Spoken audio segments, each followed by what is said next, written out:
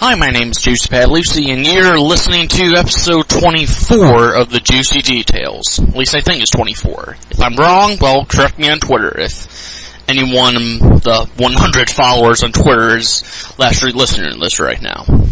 I hope. Anyways, it is Soul Power Month, and if you don't know what that means, listen to any of the other previous podcasts from past week or so, like episode 22, 23, like I said, I can barely keep track with the numbers. Point is, I am interviewing today a promoter, and his name, as some of you may or may not know him, I'm pretty sure you do, or else you wouldn't be listening to this podcast in the first place. DJ Hyde of CZW. So without any further ado, let's get him on. So at this time, he's with us. I would like to welcome DJ Hyde to the Juicy Details. How you doing tonight, DJ? I'm doing quite well, my friend, quite well. Good. You're just coming off, you and CZW coming off a big show this past weekend, the 15th anniversary show, right? So let's go through that. Yeah, let's go through that. How was that show for you? Well, between CZW and WSU, for me personally, it was stressful. But successfully wise, I think with WSU, we had the largest WSU attendance in the history of the company. And CZW fans just came out and delivered. Over 1,000 people there. It was just insane. I think, we didn't have enough chairs to help the fans out sit down, but nobody left, and they were just happy to sit there through the night and support, one of the best companies in the business. Standing room only. That's always great to hear on the independent scene, some independent companies are striving just to get 100 fans into a building, and to know that companies like CZW can get 1,000 wrestling fans in a building for an independent show, that's always great to hear, honestly. So I'm happy for you. True. I'm happy for CZW. Well, I'm glad you're happy, my friend. I'm very glad you're happy. Now, is there anything about the show that you would have changed? Something that you weren't as satisfied with going into the show? To be honest with you, as the promoter, and the booker and stuff, I have not watched the entire show yet. There's obviously always things I want to change and things. A lot of things changed the day up. There were some things that were changing, literally as the show was going on what originally was planned. Obviously nothing's perfect, but when I look back at the show and how everything, transpired and the wrestling angles and storylines and even the matches and what they needed to get across, I was pretty happy. So, I'm just very thankful that I have a great crew there and some good guidance from some people and, guys that can adjust and work like that. And I think that's what makes us one of the best companies in the business. If I may ask, what was it like working with AJ Styles for the first time in many years? I'll tell a short little funny story about that, but AJ and me actually go back a little bit. We haven't talked to each other in probably about 5 or 6 years, because he actually introduced me to my fiance. Which is a weird scenario, and it was one of those little things where we were at a show together, and she came in to do an interview for her college paper on AJ, and I just made a joke, to her, really before that, and she's like, well, can I get a picture with you, AJ? And she's like, yeah. She's like, oh, hey, you want to take a picture with DJ also? And kind of, sparked it from there. And AJ remembered that. He's been all over the world. We have a couple other little funny stories, like him beating me with a shoe at Ring of Honor and things like that, but, it was great to see AJ again. And AJ is, anybody out there that does business with AJ Styles, who's a fan of AJ Styles, he is a top-notch person, a top-notch guy. I wish I could have him here all the time. I wish I could have guys like him, not just because of his in-ring talent, the way he was in the locker room, giving advice to guys, helping out, literally stepping up and being a true leader in our business and a true veteran. No, that's great to hear. I mean, as a fan, I'm happy to see AJ Styles back on the independent scene, taking all these bookings, all these first-time ever matches, and, I think AJ brings a lot of value to any show that he's booked on, no doubt. I 100% agree. I actually, like I said, I mean, you ask about things that I wish I could change. I wish that AJ was here full time. That would be the one thing that I wish I could change. Fair enough. So, now let's get into a little backstory about yourself. Now, I want to know, a question I always ask on the show is, how did you first become a fan of professional wrestling? How did a younger DJ Hyde get into it? I've told this story a couple times, so I'll try to keep it short just because I don't want to take too long. But basically, when I was younger, me and my dad don't have a lot in common. I can tell you anything you want to know about things like wrestling or sports or stuff like that. My dad does not know who Michael Jordan is. But my dad could take apart a car, all right, put it back together, have parts left over, and the car would be 10 times better than it was when it started, and I couldn't tell you how to change the oil in my car. So when I was 5 years old, I used to watch wrestling when I was little with my dad. It was one of the few things we would do.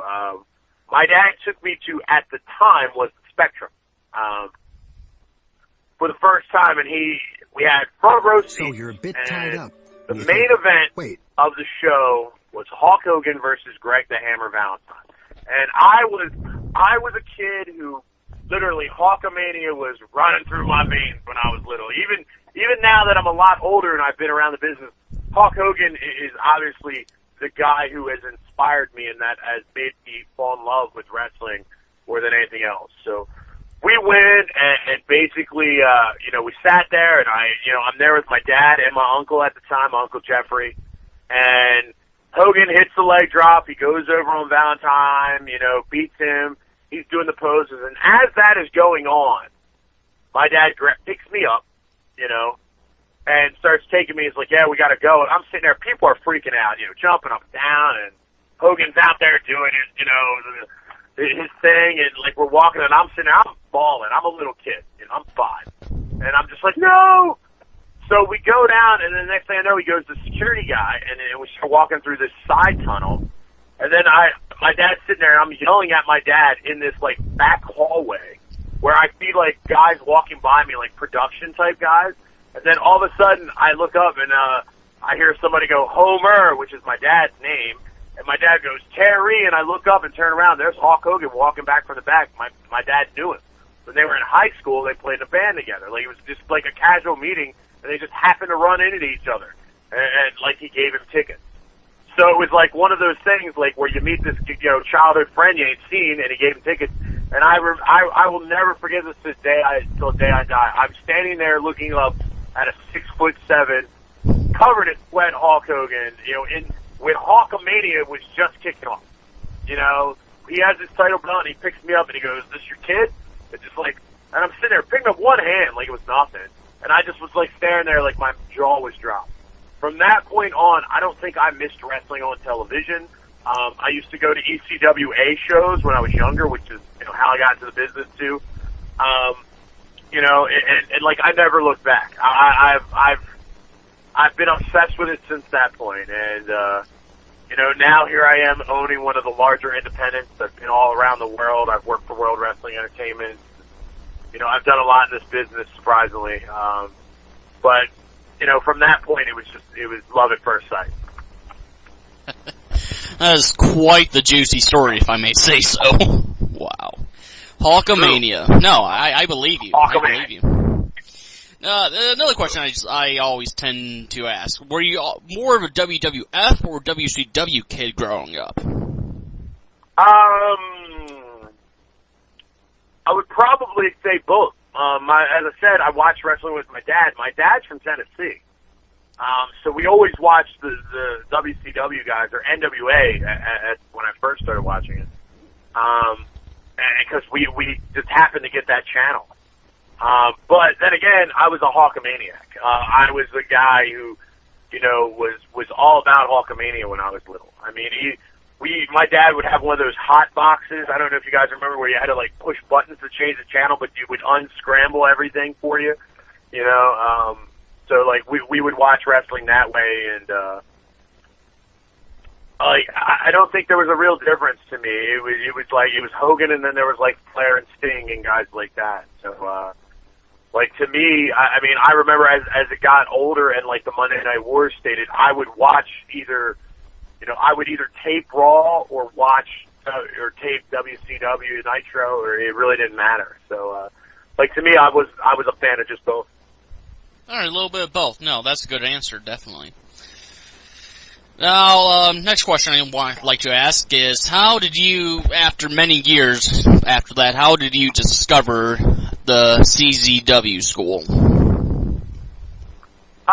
Originally, I didn't start at the CZW school. I had already been in the business probably about 2.5 years at the point when I really discovered CZW. I kind of got trained like a very old school way, like where some wrestlers took me under their wing and were showing me how to do stuff at shows, and like magically I'm just a big guy showing up with some wrestlers and they're like, "Ah, he's a big dude, can he bump?" "Yeah, all right, well you're booked." I was like, "Okay." You know, and my first gimmick was David Dalton, which I don't talk about very much because I was terrible. Because I didn't really know. And then I remember watching, I think it was an In Your House pay-per-view, and a buddy of mine told me about this company called CZW, and it was in Seoul, New Jersey, running at Champs Arena at the time, and told me it was better than ECW. And I was one of these guys, like, I went to everything. Like, I would sleep out for tickets and stuff. Like, you go back and you watch old ECW shows, you'll see me in the crowd. You know, I was one of those guys. And even though I was wrestling on small, local, independent shows.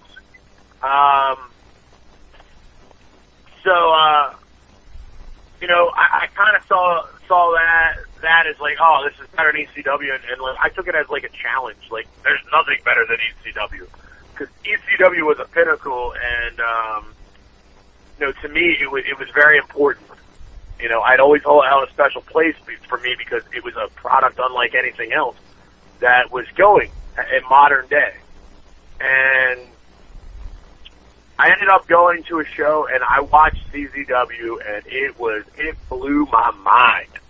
Like, I don't even know. And I remember talking to, like, some of the security guys, and they were students at the time, and, you know, they're like, "Oh, well, you gotta talk to John." And, like, John Zandig to me looked like, I mean, he was, like, this larger-than-life character. And after the show, I think John did, like, some crazy deathmatch that day with White Beater, and like, I know they used light tubes, and I think they went through a wall and, like, all this other stuff, and I was just like, you know, after the show, they introduced me to John. And then the next thing I know, John's like, "Well, come down to school, I'll take a look at you, blah, blah, blah, blah, blah, here's the address." I showed up that Monday for training, and I went in there, and he's like, "Oh, here's the tryout." And I went through the tryout, and, you know, I remember just landing on my head in the tryout, and, like, I thought I embarrassed myself, but when I went there, like, it was like all kinds of guys were there. Like, not just from CZW. I saw a bunch of other stars from other places that I knew. A couple of the ECW guys were there that were friends with John and stuff like that. And I came in and like, it kind of blew my mind. And then, like, I told him, "Hey, I've been wrestling here." And he's like, "Yeah, I kind of heard about that already. And, you know, this is what I've been doing." And then he put me through this, like, drill, and he's like, "Yeah, you need training." And I'm just like, okay. Whatever. And then from there, I showed up the next day, and, like, I knew how to do some things. Like, I had, like, you know, a mild, but I never had an understanding of it. And then it was just like a duck's water. Like, I was there. I was the first guy to get there every day, last guy to leave. And then, you know, it just started from there and snowballed. Okay. Now, you definitely grew up and you definitely worked with the CZW a lot in the earlier years, like in the early 2000s. I believe your first match was 2003, yep. Right? If I'm correct. For CZW, my first match ever was in 2001 at the very beginning of the year. Yeah, but it wasn't for CZW. My debut for CZW was September of 03. Well, yeah, so you definitely worked with CZW a lot in the earlier days. I want to ask, So So yeah, take us through that. What was CZW like back then compared to now, and what would you say, in your opinion, were the best and worst things about CZW like 10 years ago? So, I think it there's a lot of similarities, but back then it was homegrown talent. It was guys that came out of the CZW Wrestling Academy. It was John's guys. And they were an attraction, and they were larger than life, and they were so talented. And the best thing about it was you had to earn your spot. And I think where we are now in CZW, it's got back to that. But the best part about that is when you were there, you were part of the family, and you were. It was one of those things that where you just wear it with pride. You know, some of the worst things is when you look back at that, like, the matches were not as good as they are now. I mean, the talent level nowadays, it blows away stuff. Blows away what was back then. And it's not a knock on them. It's just, those guys understood what they had to do. It's just now guys can physically do more. The comparison, though, is that family atmosphere is still here. The guys that are in CZW are not just, like, wrestlers that I book and pay and, you know, my employees. They're my friends. They're my family. I see these guys more than anybody. They you know, we sleep at each other's houses if we need to. We're on the road together. You know, hey, if I have a problem with, like, hey, my girl, I'm calling one of them, and vice versa. You know, we are a family. We are a group. And we still have that homegrownness that is there. I mean, a lot of the guys that are here, you know, either they've moved out here to train with me, or, you know, they're guys that, you know, have come out of the school or have been developed by CZW now. You know, CZW World Champion Drew Gulak, you know, he's a homegrown guy. CZW Wrestling Academy, trained by DJ Hyde. You know, and I think now that is a major thing that's coming back. And I think now that the locker room has made guys, I don't just book guys. Like, you know, there's a lot of guys out there that are talented that hey, I generally am watching, but it's like, you want to be in this company, you got to earn it. You know, and guys right now are made to earn it. Guys like Chris Dickinson, who's now become a huge star, he's earned his way here. He's been around for a long time. You know, but Chris deserves his spot. Biff Busick, you know, he came in as a role player, just happy to be on the show, and now that kid he's one of the biggest stars, you know, that we have. The Juicy Product guys, you know, the youth that is coming out of there. You know, hey, Juicy Details, Juicy Product. That just made me think about that. Yeah, I know JT Dunn. He sometimes is a co-host of the show. Sometimes. Then you need to get David Starr out here and let them go. It'll be great. That did those happen. guys. That did. You know, it was a crazy hour. Wow. Well, those two are like a modern day.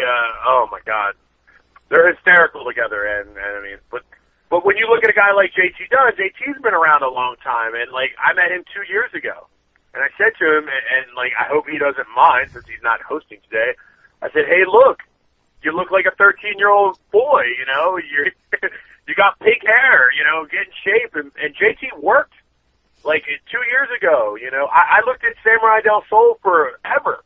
Man, it had to have been almost 2 years, too, before I gave him a shot. AR Fox, you know, they worked their way into this company. They came up here and busted their ass, and that's what it's getting back to, you know. And now the boys they take personal pride in things. I mean, you know, some of the major differences now, it's ran more like a company. I'm a business guy, you know.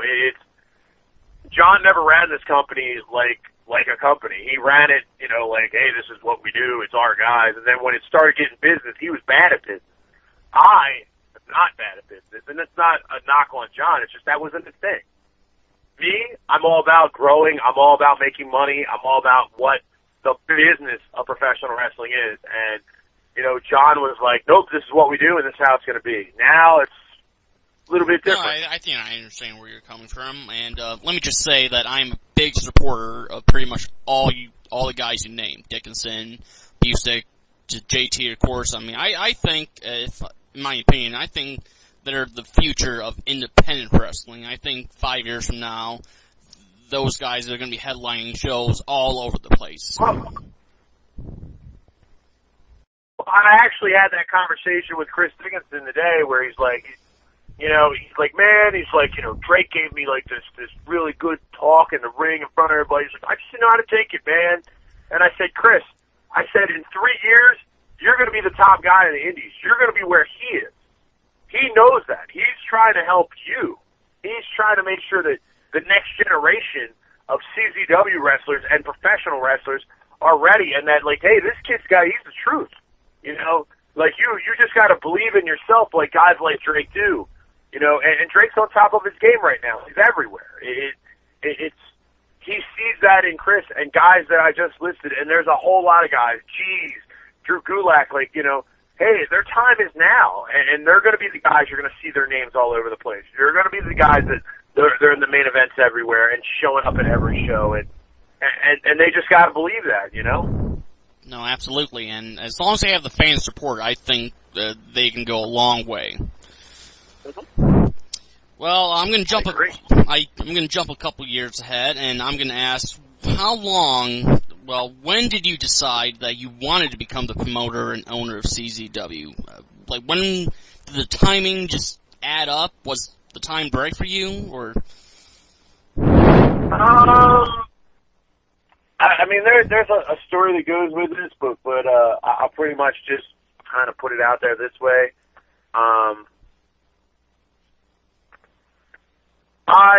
I was working with World Wrestling Entertainment, and I mean, honestly, I've made a lot of mistakes in this business. There's probably nobody who has cost himself more than me, but I've learned from those mistakes. And at the time, I looked at it like I did not have an opportunity to work there as a professional wrestler, because I kind of messed that opportunity up. And out of my own doing, out of my own mistakes and things I knew, you know, I literally had a contract in my hand, literally. Like, I mean, and it was taken away from me. And I loved this business. And at the time at CZW, I had already been doing so much behind the scenes that it just was kind of like a transition. And Tournament of Death 8 happened. And everything that went down on that day, memorable matches, all kinds of cool stuff, everything, literally all came, you know, to a head. And I handled it all. I went out there, I stepped up, I had, you know, this crazy Saw Death match with Thumbtack Jack that had never been done before, where we did stuff that is unfathomable. You know, the show was the first time the show was at Markland's Little Acres, which is where Tournament of Death is now held, which is my family's farm. You know, I literally put that whole thing top to bottom together. When Nick Gage got hurt, I stepped up. And John made a joke to me and said, he goes, you know, you're going to make a really good promoter someday. And I had already been handling so much behind the scenes that it was like, hey, my goals are not like, hey, you only have such a lifetime in professional wrestling as a wrestler. Your body only holds up so long. This is what I want to do. There's nothing else in my life I want to do, ever. So I looked at it like, how could I stay in this business? Well, eventually, I had already talked about starting a smaller promotion because I didn't like how things were run. But this was my family. And when the opportunity came, John was like, he was already spent. You know, he was already just kind of like really, really crazed out, you know. And I kind of took that to another level, you know. Like, I went and said, hey, look, I can make this happen, and found a way to make it happen. And, you know, that was kind of like the next stage in my career. And just all went from there, right? Well, so ever since you became promoter and booker of CZW, a lot of things seem to change, but for the better, I think. So, my next question is, what kind of philosophies do you have as far as being a promoter, booker, and owner of a company goes? Give me a direction.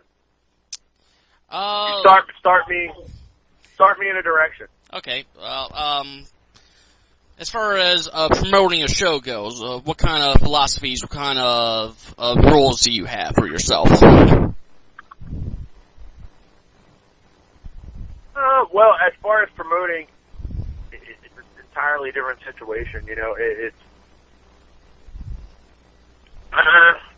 mean, the promoting aspect is like, you know, you're trying just to get the word out there the best you can, and go from there. Well, in this day and age, but what do you think the best way? What do you think the best way is to promote a show? Word of mouth. Word of mouth. I mean,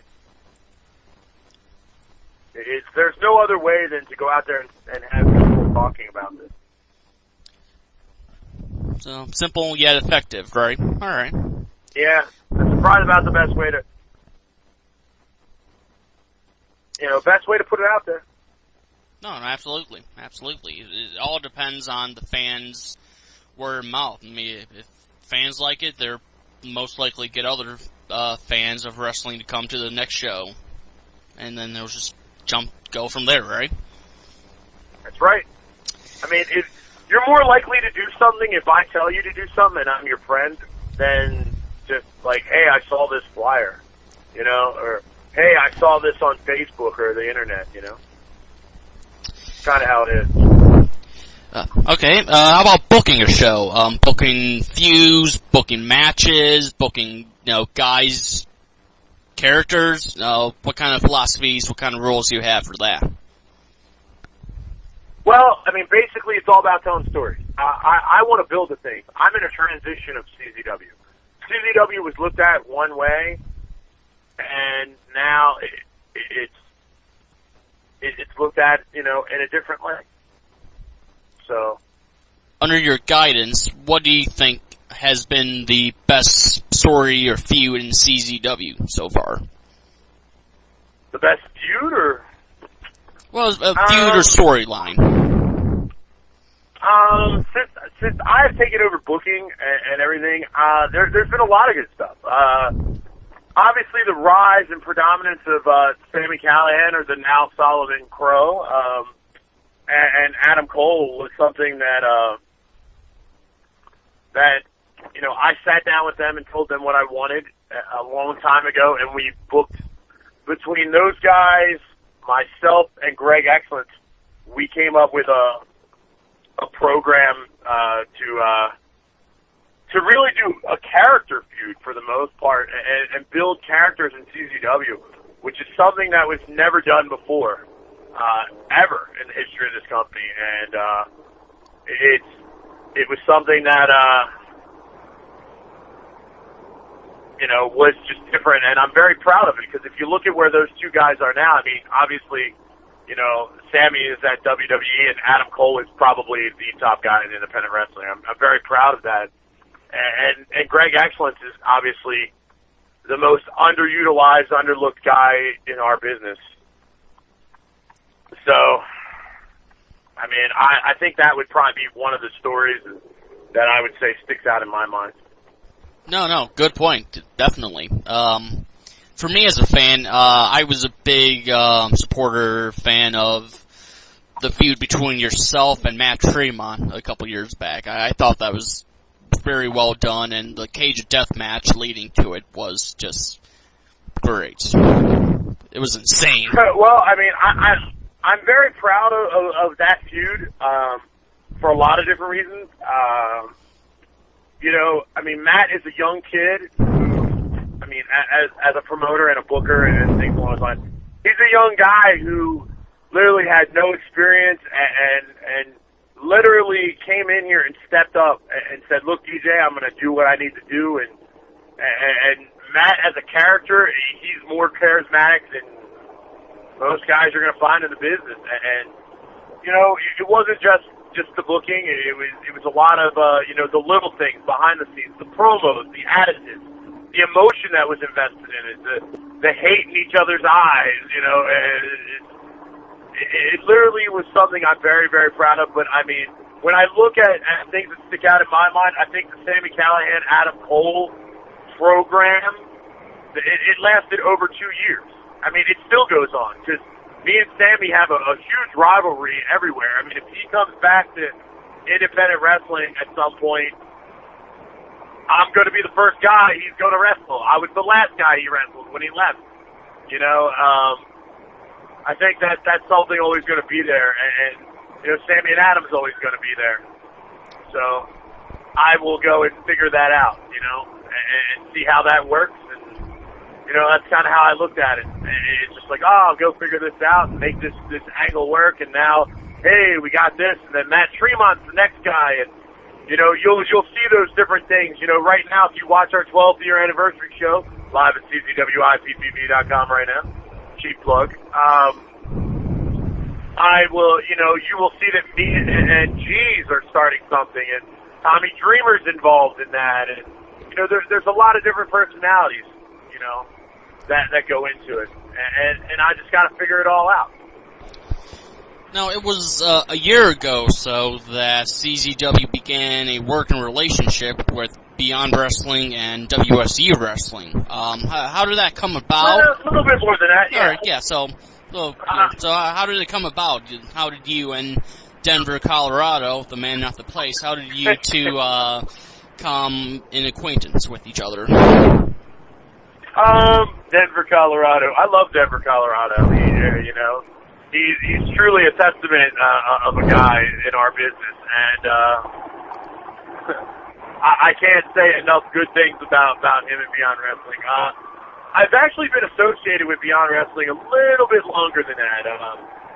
You know, I first met Drew some years ago, and I kind of didn't get the concept of what he was trying to get across at Beyond Wrestling. Now that I'm so heavily involved in it, I understand what the vision is. Because back then I kind of thought, it's Pop the Boys Wrestling. It's, you know, I'll go out here and do my crazy stuff and blah, blah, blah. And that's not what it is. It's really not. So what ended up happening was Drew Gulak is a very predominant figure, as all know. He's CZW World Champion. Wanted me to start looking at guys. And we started using the Beyond tapings as like testing and a proving ground in a way that, you know, it can really make that work. And, you know, we started developing guys like Vince Busick and Chris Dickinson and gave me more of a, hey, let's put Dickinson in there with this guy. Hey, Drew, can I see this?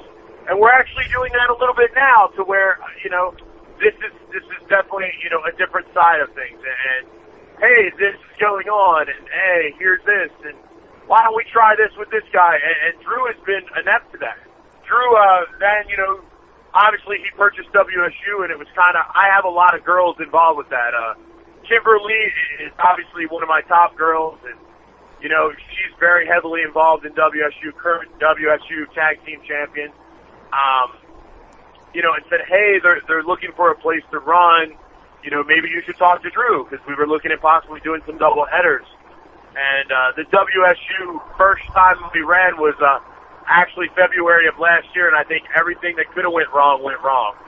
So, you know, it stepped up from there, and that's just how it was. Now, eventually, you know, things changed. I am now one of the owners of the company, and here we are today. Well, yeah, no, I think the partnership with Beyond and WSU I think it's been going great so far, and I think it can only get better from here. So I'm all for it as a fan. It's got its ups and downs, but I think in the long run it's going to pay off. Now, you just mentioned that one of the points of teaming up with Beyond was looking at new guys to bring into CZW. My next question is, as far as the independent scene goes, is there anyone on it that you would like to bring to the CZW roster full time, if you had to choose? Like one guy or groups of guys? I mean, if you have one guy in mind, or it could be someone in the women's division, a tag team, a group of people, anyone you have in mind. Well, I'll kind of run down things as I go. How's that? Sounds good. There's a lot of top talent out there, a lot of undiscovered talent. I think this year at CZW's Best of the Best, some of those guys that maybe you haven't heard of yet, you're going to get a chance to see. And I think that's going to be a very predominant thing. You're going to see a lot of new talent come in here, some of which you may have seen in Beyond, or you may have seen other places. I will tell you there's a guy who is debuting for CZW next month at our March event. His name is Timothy Thatcher. He's a West Coast guy. He lives in Sacramento, California. I had the pleasure of working with him in the Wrestling Cares tournament this year, and this guy is the truth. Like, let me tell you, he's big, he's bad, he can wrestle. I mean, he can flat out the dude. He can do it all, top to bottom. He's just such a great talent. I mean, he does hardcore deathmatch stuff. I mean, he will. He's not known for it. He's a fairly young guy. You know, he's not super new to the scene, but he's a guy that really hasn't shown up in those big companies yet. And, you know, he's going to be out here staying with me for a couple months. I am very, very high on this guy, as I am with Biff Busick. I compare them guys the same. I look at Timothy Thatcher to be a bigger Biff Busick. He's that good. He's that talented. He has that background. And, you know, there's a couple other guys, you know, that I generally like that maybe just haven't got their opportunity. You know, there's a guy in Canada, his name's Speedball Mike Bailey. I think that guy is, you know, clearly he's a 4-time Olympic gold medalist or something crazy. I don't know. Big karate guy. That's all I know about his background. And but in his work, he's put on some kick combinations that I've never seen. He moves so fluently in the ring that a guy like him, you just would not expect that. You know, and you know, there's always some other guys that I generally like. There's guys on the Beyond roster that I like for different reasons. As far as tag teams right now, there's not a whole lot of top tag teams out there. You know, there's not a team. I think you know, putting the Juicy product together was a great idea, and has now made another super indie team. I think they're going to be the team of the future. You're going to be seeing them wrestling guys like the Young Bucks and the Briscoes and OI4Ks, you know, all those guys. So there's not a whole lot of those guys out there that interest me right now. As far as women that I'd love to see in CZW full-time, to be honest, even though I know at WSU, me and her do not get along very well, Jessica Havoc is probably the best women's wrestler in the business right now, in my opinion. She encompasses what, I mean, I think an indie girl should be. She can wrestle. She may not be as, like, the Barbie doll kind of girl as some other girls, but she is so talented. She reminds me a lot of Sarah Del Rey, and with just more of an obscure look, a bigger attitude. It's something that is so special that you just don't find anywhere else. And I mean, and there's a few other girls out there that I generally like, or hey, I'd like to take a look at, more along the lines of WSU, but to see in CZW, definitely a girl like Jessica Havoc, you know, fits the bill. No, definitely agree. I think Jessica, she belongs in CZW in that environment, no doubt. Well, I believe my last question for you, as far as is, what were some of your goals for the rest of 2014 in CZW? The goals this year is all about growth. And to continuously try to put on great shows and give fans what they want. I mean, realistically, obviously, business-wise, we want to have 1,000 people at every show. You know, I can't figure out how KCNet draws what it does, and in January we don't have that. It's kind of, you know, we have about a quarter of that. It's, you know, you go from 1,200 to 3. You know, what's the drop-off? You know, we still deliver great products and things like that. How do we reinvent ourselves? I think growth. We're going to be doing some traveling. We're going to be running, you know, Dayton, Ohio. We're returning to twice this year. We're running, you know, that music hall, which is beyond home building, and a few other promotions, you know, places like that I want to go to. Taking it to, you know, New York is a big goal for this year, which I do plan on doing shows in New York this year. So it's just, I think the growth is that, you know, another thing is we're going to start expanding our market at CZW internationally. obviously, we have done a tour of Europe every year since I've owned the company. This year is no different. We're going to be breaking that out even bigger. It started with one show. It's up to about 9. Where it started with one day to where now it's 2.5 weeks. Our Japan connections. We're looking at possibly bringing CZW to Japan. Our Mexican connections. Obviously, myself and Masada, as well as Latin Dragon, are going down there in March to open some doors to work with Chilunga Mask for their big anniversary show and bring the CZW flair down there.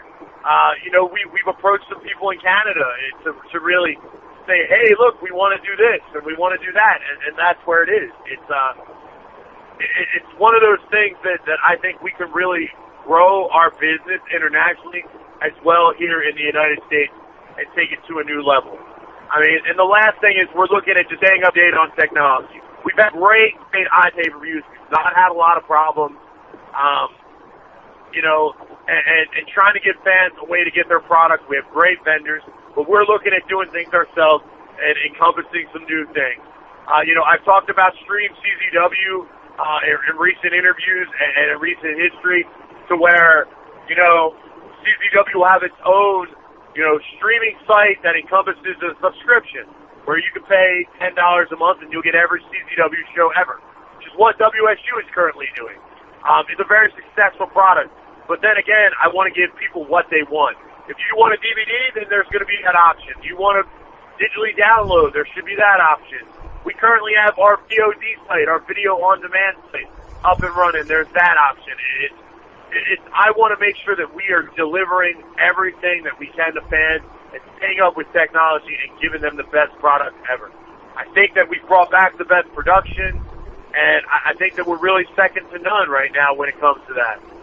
It's just a matter of time and working with the right people and getting to the right places. And obviously, it all comes down to money and fans and things along those lines. But we've got a long way to go, but growth is where I want to be.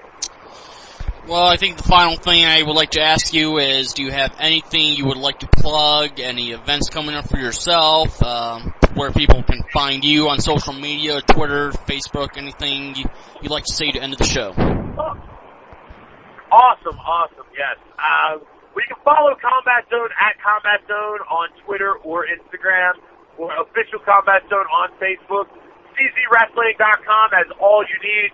You can find links to all of our vendors, or your VOD, anything you want there. Randomthings.co for every single thing CZW merchandise-wise, hacks, as well as some of your favorite CZW wrestlers. Follow me at DJ Hyde_1 on Twitter, on Facebook. You can definitely check out our next show, which is March 8th. It'll be High Stakes 6, Point of New Return, which will be featuring CZW World Champion taking on AR Fox for CZW World Championship. On top of that, hey, maybe you just want to come out and see DJ Hyde, NYWC, this weekend, New York Wrestling Connection, Psycho Circus, their biggest event. I will be on a 6-on-6 steel cage ultra-violent match, and the very next day, Beyond Wrestling Speeding Frenzy. I will be there live, Providence, Rhode Island. And fans, check these guys out here on Juicy Details. They're really awesome. They put on a great show and always have the best guests in. You're the first guest you ever plugged like that. Dude, to plug the show like that. What are you talking about? Hey. You gotta put you over. I like doing business with you. I want to come back on the show, man. I like the show. It's been a pretty fun interview. I enjoyed it. I'm definitely going to take note of this. I'm going to have you back on sooner than later. Check us out. One more cheap plug, WrestleCon. WrestleMania weekend. You will be seeing CZW live there. On top of, we got Masada Tanaka taking on Kevin Steen, Jeff Jarrett, and Cole Cabana, and we're going to be putting out a whole load of other things very, very soon. Tanaka versus Steen, that's going to be crazy. Oh my God. Well, DJ, thank you so much for coming on the show, taking time out of your day. Thank you again. It was great talking to you. No, anytime, man. Anytime. I'd love to come back on, or if you need anything CZW-wise or WSU guys, I'm your man. Thank you, DJ, and thank you all for listening to another episode of The Juicy Details. I hope to see you next time.